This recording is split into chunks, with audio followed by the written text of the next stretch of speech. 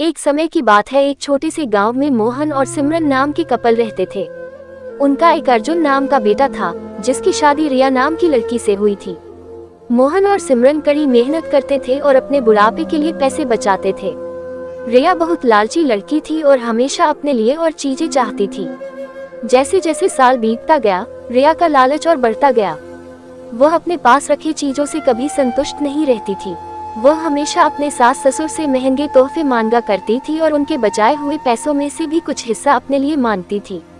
मोहन और सिमरन बहुत ही अच्छे पेरेंट्स थे, इसलिए उसकी सारी जरूरतों को पूरा करते थे ताकि परिवार में शांति बनी रहे। वह अपने पति अर्जुन के ऊपर भी दबाव डालती थी कि वह अपने माँ बाप से पैसे और संपत्ति मांगे।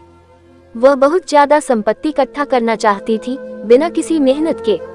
एक दिन मोहन और सिमरन ने यह फैसला लिया कि वह रिया को सबक सिखाएंगे। वह उसे बुलाते हैं और बोलते हैं कि बेटा, हमें तुमसे कुछ जरूरी बातें करनी है। हमने यह फैसला लिया है कि हम अपनी जायदाद का कुछ हिस्सा अपने बच्चों में बांटेंगे और उसका कुछ हिस्सा तुम्हें भी देना चाहते हैं। रिया खुशी से झूम उठती है क्योंकि वह हमेशा से यही चाहती थी। लेकिन मोहन और सिमरन के मन में कुछ और ही चल रहा था। उन्होंने एक पत्थरों से भरा हुआ बैग उसे दे दिया और बोला, बेटी, ये तुम्हारे हिस्से की संपत्ति है। रिया उस बैग को देखकर गुस्सा हो गई। उसने उस पत्थर से भरे हुए बैग को जमीन पर फेंका और जोर से चिल्लाते हुए बोली कि मेरी मजाक उड़ाने की तुम्हारी हिम्मत कैसे हुई? मुझे पैसे चाहिए, ये पत्थर नहीं। उद्धरण चिन्ह। मोहन और सिमरन ने शांत तरीके से उसे समझाया और बोले, रिया, सच्ची संपत्ति सिर्फ पैसे और चीजों के बारे में नहीं है। ये प्यार, दया और जो कुछ भी तुम्हारे पास है उसके लिए आभारी होने के बारे में है। हमने हमेशा तुमसे प्यार किया है और तुम्हारी देखभाल की है, और यह पैसों से भी अधिक कीमती है।